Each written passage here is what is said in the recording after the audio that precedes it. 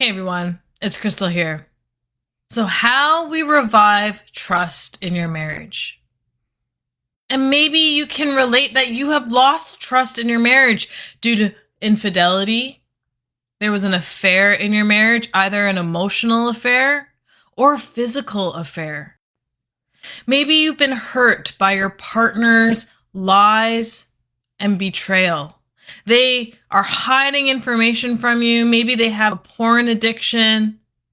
Maybe they've been hiding talking to somebody or multiple people online.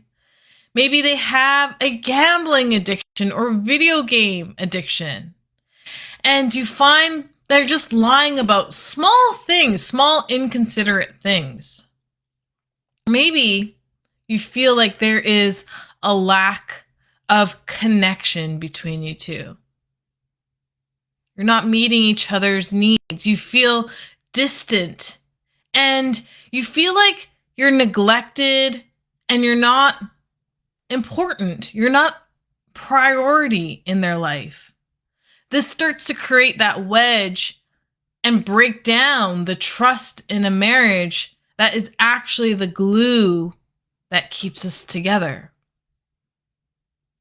So you've gone to couples counseling and it's triggering because you hear the things that you're doing that affects them and you're sharing the things that they're doing that affects you, and it's not effective.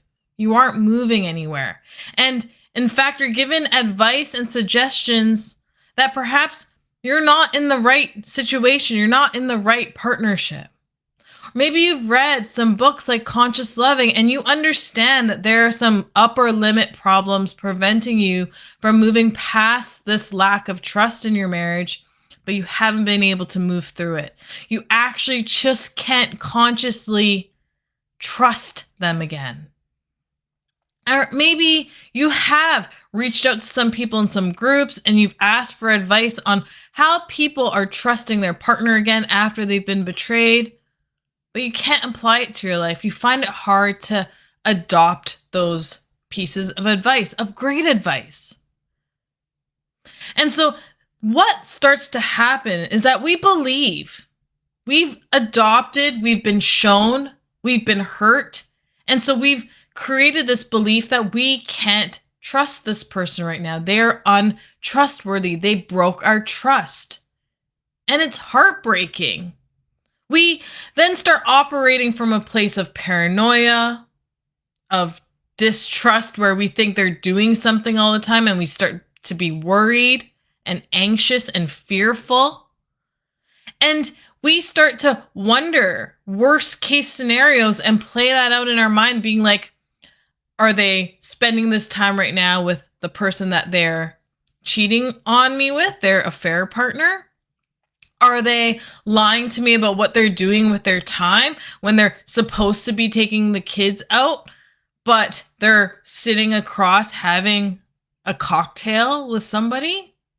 Or they're staying late for work, but really they're being dishonest and gambling or having this fun on their phone, and they're not kissing you. They're not showing you love. They're not showing the affection, but they're happy-go-lucky with others. And it starts to take this sour mood in the relationship. And not only does this break down the fabric of what keeps people connected, what we need to do to rely on one another and to feel safe with one another, but it starts actually to take a toll on how we feel about ourselves. We're not good enough.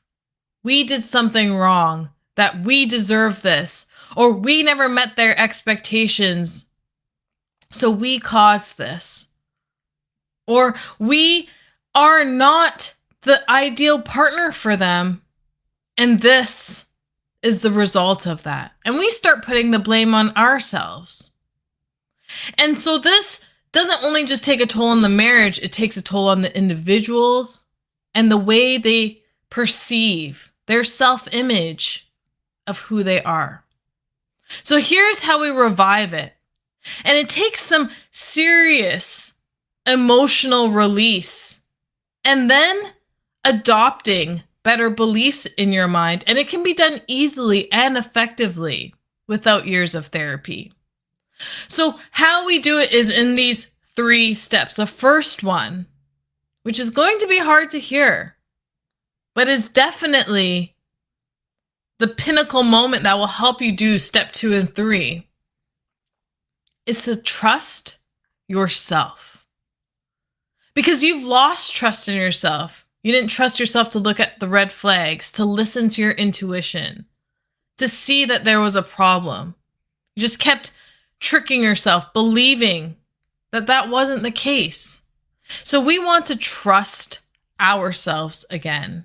We want to instill the trust in our judgment, in our intuition, in who we are, and find that feeling in our body of what trust feels like for us. When we trust, we don't act from a state of fear. We don't worry anymore. We don't second guess. We don't think, hey, am I going to get a divorce, or am I going to stay and suffer this way? When you trust, you make decisions from a trusting standpoint, knowing that that person is going to do their best, bringing their best, that this love is real, that this relationship was meant to be this way, and you are meant to work through these things as part of your growth as an individual and a couple. The second thing you want to do next is learn to trust them again. You want to learn to have safety in them. And that means then healing some of those open wounds, changing your perception of them, and truly seeing them for a renewed person who has said, yes, I am trustworthy. Trust me on this, and not doubt it. When we can show that and accept that and believe that, then our actions, our feelings, and our thoughts will be in alignment with trusting that person, because we feel secure in their word, in their actions, and who they're being.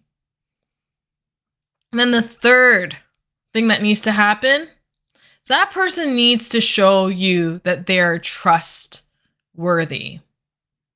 Acts of love, acts of kindness, a change in the environment of their relationship, meaning they need to do things that they've never done before.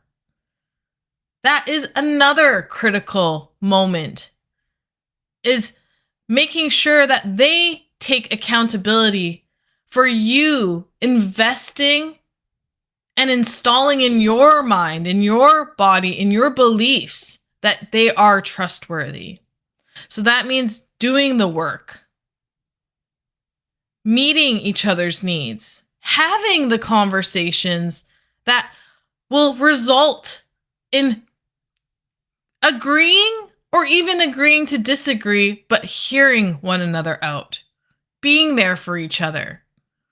This is all ways to build trust and show that person, tell that person, and give that person that feeling that they need so they can carry on holding that trust in you and trusting themselves as well.